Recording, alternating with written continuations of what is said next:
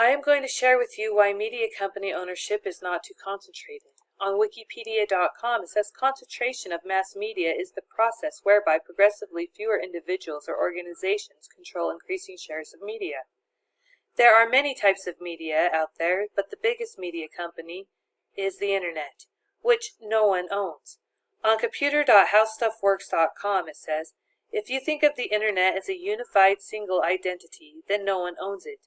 There are organizations that determine the Internet structure and how it works, but they don't have ownership over the Internet itself. Anyone can use this media outlet for themselves, and many already do.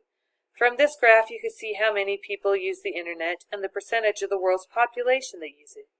The Internet has become a way for anyone and everyone to be part of the media, and this is why, even though there are big media companies merging smaller media companies into them, this does not mean media company ownership is too concentrated.